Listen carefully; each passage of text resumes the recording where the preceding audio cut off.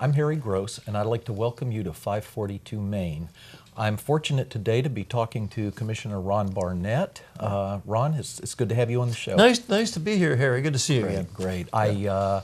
We've done this before. It's been a little while, and I think I think the last time you and I sat down like this, you were fairly new on the City Commission. Feel like an old timer now, don't I? Yeah, I mean, you still look the same. It doesn't look like it's worn you down. It's your eyesight, my friend. That could be. It was a few years ago, I think. It was 2009. I was elected to the commission, and then the last time, it was 2011 because I had filled in an extra spot there. So it was either 2011 or 9. We sat down together. But good to see you again. I was just going to. Same here. I was just going to ask if you'd been, how long you'd been on the commission. 2009. Originally, it's gone by. It's really gone by. Time flies. Now, before we get into why you did this, I'd like to just talk a little bit about your, what is your educational and professional background? I always like to find out what our elected officials bring.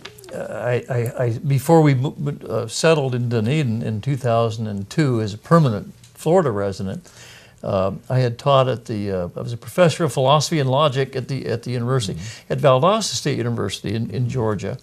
Been there a long time, and previous to that, where I did my doctoral work at the University of California at Irvine, and I grew up in California and did all my education there, and then took a job across the country, and after I retired from there, we stumbled on lovely Dunedin, and the rest is sort of history. We bought a little house 4 or 5 blocks from here, and retired here in 2002, and that was when, gosh, over 12 years ago or so. Now, did you hear about Dunedin, or how did you end up Interesting. Well, all the way from that's California a long story. That's right. It's one of those classic stories you hear from so many people, and I've heard it from others. Stumbling on the town, our daughter was working in Orlando at the time, Universal Studios, and taking the long way back to Valdosta, we kind of decided to come over to the coast and go up that way. It was one of those afternoons that we all love, the things going on downtown. The streets were blocked off, the arts and crafts and the music and the people and the friendliness, the dogs running around. And we just got a sense about the community and came back several times and fell in love with it. And bought a little bungalow and ended up retiring here and pitching ourselves in full swing. Everybody knows about Dunedin somehow. It's always, several months ago, I was in Mount Dora in a bed and breakfast.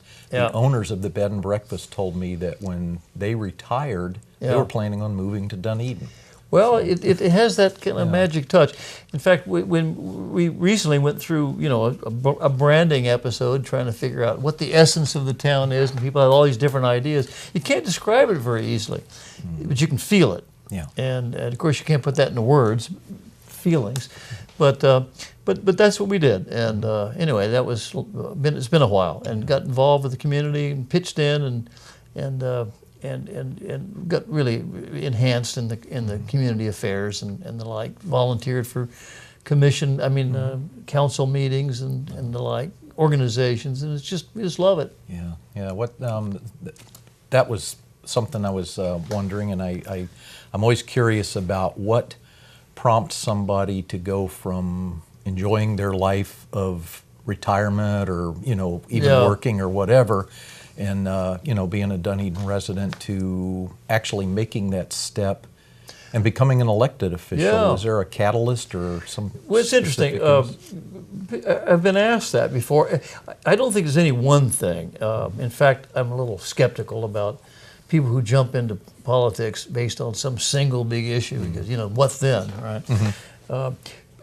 We fell in love with the community, the charm, the ambiance it had, and I remember from the time we were here, 2003, 2004, there was some concern about making some significant changes in town. This was a time where the building boom was kind of moving along, and I heard that, maybe the little charm and the eclectic nature should be kind of cloned after other places with bigger high-rise areas along the beaches and along the coastline. And quite frankly, the people I've come to know and knowing people around town, and the reason we were here, it sort of didn't strike us as being exactly in the essence of Dunedin. And so there was a sense in which, not that there was any big movement afoot, but I envisioned concrete jungles downtown. Of course, it's hyperbole, but it gave us a chance to. I characterize myself as a citizen commissioner. Just this isn't a career. It's not something you do for the rest of your life. It's you spend some time working on and helping enhance a community's image and supporting what we had and reminding people how special we are. And that was the motivation behind it. It was purely simple as that. Maintain the kind of ambiance and eclectic nature we had, and keep the charm of what we had and not try to be like somebody else. Yeah. I think the Commission's done a really good job of that. I was just reflecting about when my introduction to city government was when I was in the 10th grade. My civics teacher made us all go attend a city commission meeting on our own. And I went down there and they were talking about different things. And I was a kid and I mentioned to the city commission a pothole that was on my way to school. And somebody came out the next day and fixed it, and I was just so impressed with that. It works. Because I mean, I was scared to death when I went up to talk to the city commission, and it's like results, but I still see that same type of response out of you all today. Well, and I hope that's the case, and it takes a team, and the team have generally come together on issues, and people ask, well, I noticed there was some division amongst the commissioners on certain things, as it should be. We live in a town with a lot of diversity and a lot of, I mentioned eclecticism. What do you find there? You find differences of opinion on a variety of things. And so one would expect that to be reflected from time to time as we best judge what's in the best interest of the community. And I might want to add, we're a nonpartisan group. We don't have districts that we represent individually. We're all at large. We represent the entire city. And so we need to make a collective judgment and an individual judgment about what's in the best interest of the town as a whole, not what Barnette necessarily wants or anyone else on this, but what do we find in the best interest of the town. And you can't always please everybody. So you have to kind of use a critical set of thought and do your homework and get out there and find out what people would like to see and what their concerns and fears are, and make the best judgment as to the best. It's kind of an old, but in philosophy we used to call this a utilitarian principle, the best for the greatest number of people. And that's a calculus you have to make, and you struggle with it if you're doing your job right. Yeah, and I know it's difficult sometimes if you're sitting up there on the dais and you kind of have a sense of what should be done, and there may be some pretty vocal people in the audience that don't feel that way. And you're right, but doing my job isn't necessarily winning a popularity contest. Although, knock on wood, most of my decisions have been well received. At the same time, it's not the squeaky wheel that makes the truth often. You need to think about what's in the best interest of the community as a whole, and the kind of quality of life we all have come to appreciate, the sorts of things that make Dunedin special, the events that we have, the pedestrian trails, the new bike trails, the things that have to do with a variety of interests that represent those people throughout the community. This may not be my cup of tea over here, but there's something else over here, and that balance is something we all strive for. And we're inclusive. I'm very proud of the fact that we've worked hard and long at becoming accepting of all, from lifestyles to ages to ethnicities to four-legged pooches. We have a very inclusive community, and golf cart drivers. And we should be proud of that. You're right. Yeah. Anyway, so those are some things that we've done, and make us very, very special as a town, and I'm very proud of that. That's great. Now, you may have already answered what I was going to ask next, but now that you've got several years under your belt as a city commissioner, what have you found that you like best about the job? Oh, well, I just in fact alluded to that. The people, working with the people. That's what attracted us to the town in the first place. Yeah, you could mention all the events and the cool things that are going on outside, and the neat little look and by the beaches and the park and all that. And other communities have that. It's the people. The variety of folks that you meet in town, their backgrounds, they come from different areas. my gosh, the volunteerism through to the town, it attests to their love of the community. But just nosing around and meeting different folks from different backgrounds, if you like that, Dunedin is a magnet. And the people of all ages, from all backgrounds, makes it very interesting. And I have to do that, Harry, because if you got to look at the city as a whole, made up of a bunch of people with a bunch of different ideas, and what my goal is as a city commissioner is to sort of enhance the personal experience for the good of the community. And you try to maximize that in what way you have. Well, how do you know how it's working or not? How do you know what buttons to push and what reflections to make? You better get out there and nose around a little bit. So working with the people, finding out what's on their minds, spending time with people that I don't know, which is very important, because otherwise you succumb to a little small group, and you're like that? Yeah, I knew you would. Well, what about those who have different views? And so you look for difference of that, and I enjoy working with people. And so that's what makes the town charming to me, and my wife always reminds me of that. Get out there and talk to people. And I do. And nose around and knock on doors. At the university, I used to call that walking the halls. Now I just go out and find out. If I want to know what's on the causeway and what on their mind, I can't sit around the city hall and speculate about it. I better get out there and talk to them. And I enjoy doing that. And I think one of the neat things, you touched on volunteerism. But oh boy! The other side of that I've always seen with Dunedin is how accessible the commissioners are. I mean, it's and I remember when I worked here, people would sometimes be surprised when the city manager would return their telephone call. They came from maybe large cities where you weren't going to get past a certain level. I see. And here you can call a commissioner up at their house and probably have a long conversation. And they do that often. And with email and other forms of communication, we're often peppered with questions and inquiries and comments that they have, and they're encouraged to do that. At the local level, we're the closest. This is where the rubber meets the road. Right? We're the closest relationship politically to the people.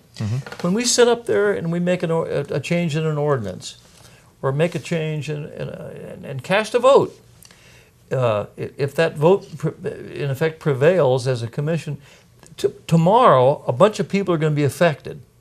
And again, if you're looking at trying to raise that common good, you better have calculated your decision in a way and thought through it in a way that makes a difference, because you'll hear about that, as it should be, because we have a very close relationship with the people. The further you get away from local government, the further away from people you get. And then you eventually end up in Washington, D.C., where you forget where you lived. Yeah. And that's sarcastic, but you know what I mean. I know. One of the things I don't think a lot of people realize is that being a city commissioner in Dunedin is considered a part-time job. Pays very little money. Well, they know. And I was going to say it'd be interesting to hold up an agenda packet sometime at a meeting and see the size of the documents that you all get on Friday, I think, and have to know by heart by the following Thursday. That's true. It's a lot of work. It is. And you always, commissioners always seem so well prepared that I know that y'all are doing your homework. As far as the work end of it, and obviously there's a lot of good things about it, what have you found to be the most challenging as a city commissioner? That's a good question, and you alluded to it, I think, in that maybe this is just the educator in me. It's amazing how little the average person knows about what goes into local government, what's involved with the commission. And in fact, I would love to volunteer some time to meet with people who are interested in what's a commissioner do and how does local government work, and to help. Educate's probably too strong, but to help inform them based on experience, just what goes into their elected officials. They elect us or don't elect us, so there has to be, and yet there's a gap between who they elect and what they know about what the people they elect do. And I think that probably is a challenge, how you fill that in. And it would encourage more people, I think, to get involved with their communities perhaps at this level or at the volunteer level, in any other way. Because a lot goes into that, and our decision making. Again, we're nonpartisan. A lot of people wonder, well, what's your, what are you, Republican, Democrat? What's that got to do with it? I mean, when you fill a pothole, or you look for child safety at a crossing, and you argue that, well, they ought to have buses taking them across Skinner's. We went through that last year. What's that got to do with partisan politics? I mean, it's simple common sense based on the needs and the interests of a community. And when you deal with bike paths, and you deal with pedestrian things, and you deal with the kind of quality of life, art education or whatever, that transcends what I would call your traditional political ideology. And a lot of people that comes as a surprise to a lot of people, that you can operate as a kind of a local politician without clamoring after some ideological stance or another. And that, I think, probably misinforms people. If they believe that, they think of us as microcosms of what they don't like in Tallahassee and Washington, and we're not like that. One thing to say, they're not all like that either. I hate to be unfair to them, but the further you get away from the people, the more distance you are in your logic and decision making. Well, I read years ago. I read a book. You've probably read it, called "The Third Wave" by Alvin Toffler. Oh yeah, Toffler. And a lot of his premise in that book was that at that time, cable television, which was on the horizon, and computers, and he was thinking mostly word processing back then, but computers, and I don't even think he knew about social media. And one of his propositions was that those technologies could at some point actually bring back the old town hall concept of local government, because everybody would have more direct access to their political system. And I think the challenge that you just discussed, I think maybe programs like this and well, I think so. Televised meetings. I think it comes back to communication, and communication and networking, and sharing of information and dialogue is all very important, because I think the people learn through being able to express and engage with others in common dialogue and common discussion. We often find ourselves removed and being recipients of information, be it on the net or in the newspaper or whatever, and not being able to somehow engage and think critically in an open dialogue form. People miss out, and so there's that side. That's the flip side of the third wave. The more information we have, sometimes it becomes information overload, and we become saturated with stuff that looks like truth, but is dribble. Yeah, and you need to have. How do you detect the critical thought that's based on evidence and reason from that which makes you feel good, which may just be full of it. Yeah, it's like it's sort of a corollary. I had a statistic professor one time that said, I'm not going to teach you statistics, but I will make you a better consumer of statistics after you take this class. So you can say the same thing for information. Try to learn how to sort it out. There's two sides of that. Lack of it is horribly deleterious to a person, and too much of it perhaps is the same. We'll be back with more 542 Main after this.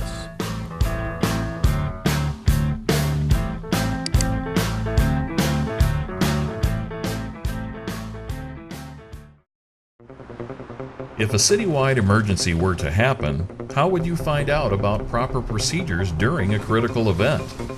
The City of Dunedin, which is dedicated to quality service, has contracted with Code Red to better inform our citizens in the event of an emergency.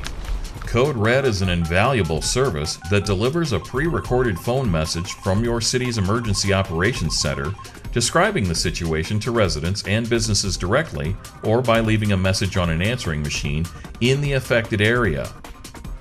If you reside or own property within the incorporated limits of the City of Dunedin and would like to receive Code Red emergency messages, visit the city's website at dunedingov.com and click on the Emergency Services link on the left side of the home page. To stay informed in the event of a citywide emergency, sign up for the new Code Red notification system through the city's website, dunedingov.com.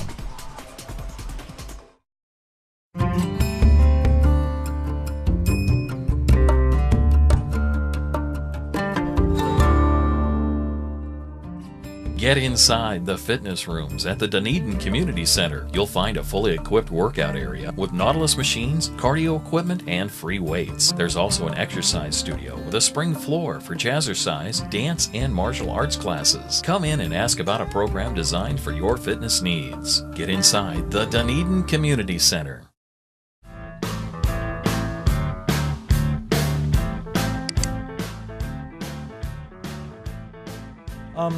Let's talk about some current issues. Oh, sure. Whenever I open my newspaper anymore, the three things that I've been hearing mostly about lately are the Blue Jays, the Nielsen property, and the old Fenway Hotel. I haven't heard about those issues. I'll fill you in. You're so right. And it doesn't have to be those, but I was just wondering, in your opinion, what do you think are the most important issues on the Commission's plate today? Well, those are certainly three. Yeah. And of course, I don't personally know a whole lot about the Jay situation. I know our mayor is working hard to try to engage in dialogue. Speaking of dialogue, with the team and the team reps and all, but they're kind of playing it pretty close to the vest. And anymore, professional teams and situations, they have they're often in a different stratosphere sometimes.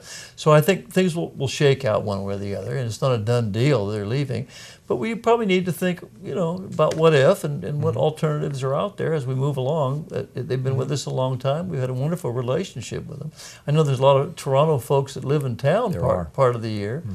And so there's a lot of things in the mix now, and I know sometimes the lack of dialogue lends itself to a lot of speculation, and you hear a lot of that. But so I don't know. It's kind of a wait and see as far as this goes. Yeah. Fenway, I hope that we're putting some closure on that, and maybe by the time this thing airs or whatever down the way, I know there are people who have expressed interest in addressing some of the concerns but now the neighbors have. You remember before, a long time ago, how long has it been vacant? 8 years, not 7 years. Yeah. There was a lot of discussion about too many rooms, and remember the no 250 and all that stuff. Yeah. Well, now it's unfortunate that whole block has become decrepit. I mean, you've got people broken into the thing. You've got vermin running around out there, and it's horrible. So they're looking to tear the darn place down. Well, now what if it becomes a wasteland, sort of like the Nielsen lot, right in the middle of the heart of town? And so the group that has expressed interest in this, I hope things can work out, because they would like to kind of retain the majesty of the Fenway and turn it into a little boutique hotel. But we'll see how that works. Better news, I think, is we've made some land use changes and some zoning changes regarding the Nielsen property. And keep in mind, that's not just a piece of land. That's a 27-acre potential community back in there that now can be, if the county goes along with that land use change, it can be a community of mixed use. It could be some residences, there could be some professional offices, some commercial, some industrial, and what have you. But we're doing some creative things, and that will also become, I think, the catalyst for really enhancing the development up and down Patricia Avenue. Yeah. And so that's one corridor that can be enhanced by that. And the Wells Fargo Bank has really proposed some remarkable changes there. And so we'll see what happens. Yeah. We'll see what happens. A couple of really. And what was your third one? That's the no, that was at the Blue Jays, Nielsen, and the Fenway Hotel. Right. Yeah. Well, and then there's other developments in town, and there are 4 or 5 major developments. Those are big challenges, and creative development, responsible development in the downtown area is an important area, as well as redevelopment. But we're all about built out as a town.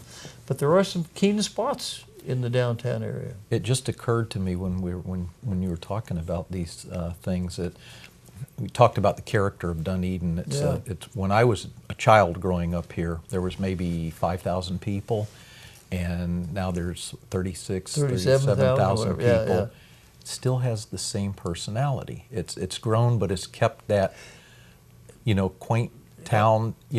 On the other hand, you're dealing with issues like how to retain a Major League Baseball team, how to redevelop a 27-acre piece of property that was the headquarters for a global company, how to how to properly preserve or go to the next step with what is essentially a historic piece of property. That's right.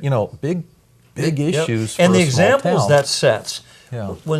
Anytime a development goes in, that changes the character of a community, and you want it to change it in the way that's compatible with the essence of the town, not necessarily a clone of something else. But as that changed from 5,000 to 37,000 you're talking about, there's something common. There's a common thread that runs through that, and so you want to strike that keen balance, and that's something that is challenging, and it's something that we're all mindful of. But those are the types of big ticket decisions that could paralyze a lot of decision makers in small towns. And but it seems like Dunedin's elected officials and staff just roll up your sleeves and You figure got to out get what with do it. we do. What do we do? That's right. It's not So, easy, but you got to tie into it. That's right. Yeah, that's great. Talking about the future a little bit, and you're in your second term? 6 years. Okay.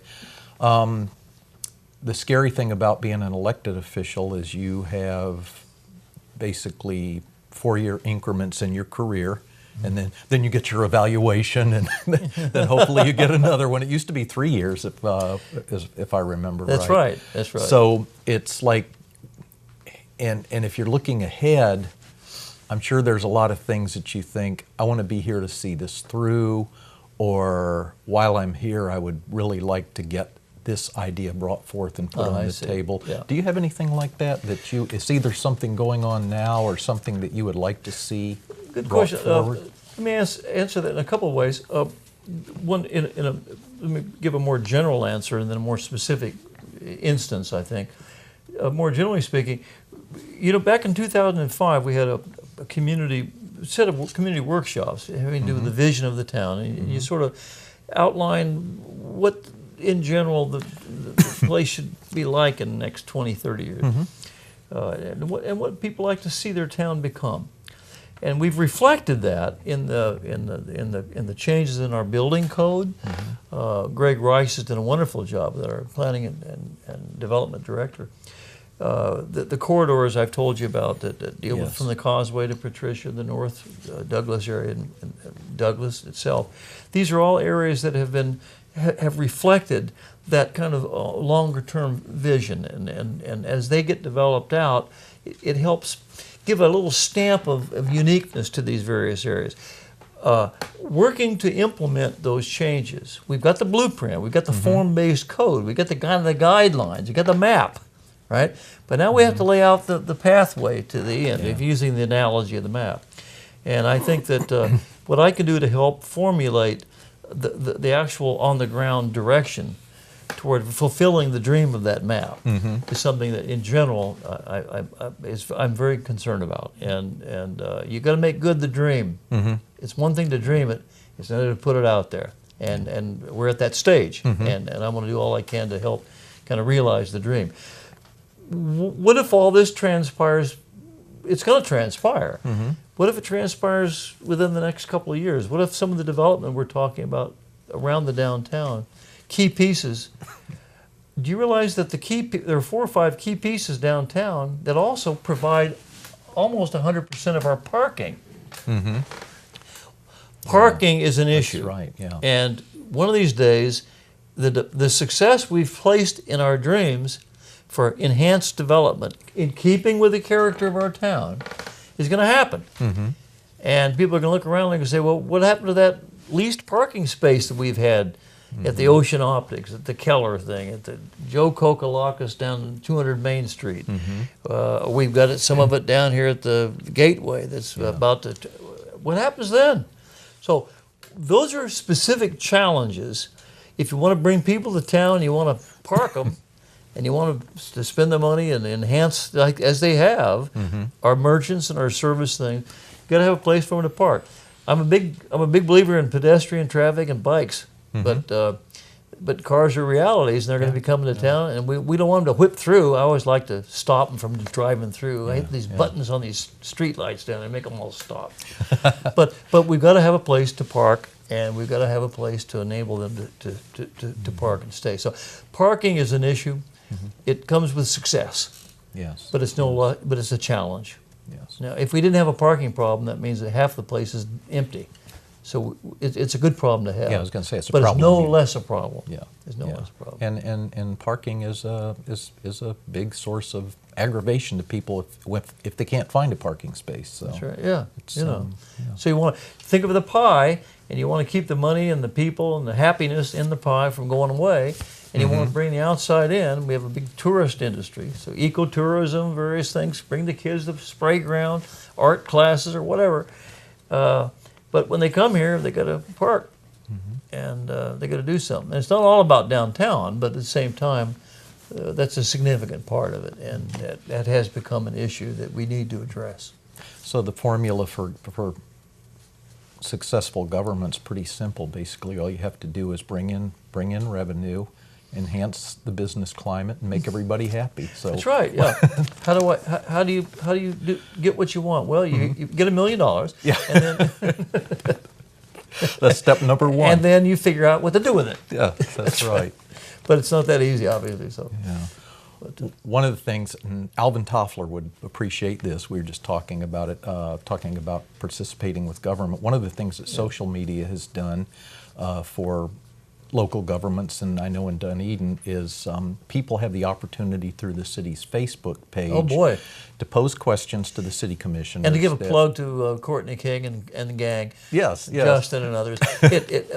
We have a award-winning Facebook page with likers from all over the place. Oh yeah. No, it's great, and it also thousands of them. Yeah, and it does offer people an opportunity to participate in their government, to get responses. And I do have one question that came in from Facebook. It's from Karen Thomas Ryan, and I'm going to. It's more of an observation, and I'm going to sort of pose it in the form of a question. Okay. I'll paraphrase, and see if you could comment on. Ms. Ryan feels that the city spends a lot of money on things like streetscaping, uses Patricia Avenue as an example, bricks, landscaping, decorative light poles, and that money might be better spent on maintaining existing landscaping, and she's kind of focusing on neighborhoods here, I think, and maybe putting money into maintaining abandoned houses to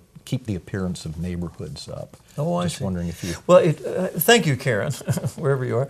I hope you're watching. I don't think it's an either or. I think that we are doing what we can to enhance neighborhoods and to work with streetscaping. And streetscaping, and by the way, it is an important part of enhancing neighborhoods. But I think the charm and the ambiance and the kind of eclectic nature of a town, especially around these corridors, and Patricia is a good example, it is enhanced by these improvements.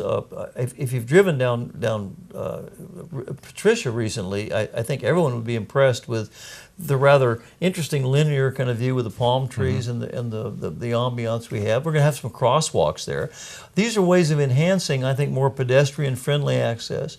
It's not a speedway. I'd like to see it reduced in traffic speed a little bit. But I think, and if you look at the pavers and the brick streets that tie in the main street, the main downtown to the marina, those are ways of enhancing the goals that we have for connecting, in this case, the downtown to the marina area. There's going to be some additional improvements along North Douglas. That was sort of blasé from the brewery all the way down. It used to just be an old factory on one side. It's going to be kind of an art overlay area. So it lends itself to the charm and the friendliness of the outdoor community that we have. And so when you're riding a bike and you're taking a walk and you're walking your dog or the kids, I think these are just ways of suggesting to people and recognizing the fact that we have kind of a special touch to the town. It's not using public money unwisely. And it enhances the property values and property values are in the best interest, again, of this group that raise the, the quality of life for the people. So it's a quality of life issue, and that's an important part of our economic development. And I'm very pleased that we've added that element to it. But anyway, I hope that answers Karen. And I think you do have, I think the city historically has had an interest in neighborhoods. I know there's been several neighborhood task forces Yes. for specific areas, and typically if a few people in a neighborhood anywhere Right. get together and approach the city about an issue, I think they'll usually find you to be pretty receptive It to is. finding out what you're That's right. And where street improvemements and just the look of an area can catch hold, and neighbors and our codes, we're often asked to ramp up some code enforcement that people are parking stuff all over the front lawn and whatever. So you try to keep up with these things, but you try to not be too heavy-handed either. But so there's a balance in there, and you try to strike that balance in a way that's even and gives pride into neighborhood development. And I think the streetscaping is one example of that. But anyway. Okay. We've covered a lot of ground. Always good seeing you. Same here. I've enjoyed talking with you, and I hope we get to do it again in a few. Well, thank you. A few more years. And good luck to you. You've been a real asset to the city, and you go back a long way. Thank you very much. And, We've been talking with Commissioner Ron Barnette. For Dunedin TV, I'm Harry Gross.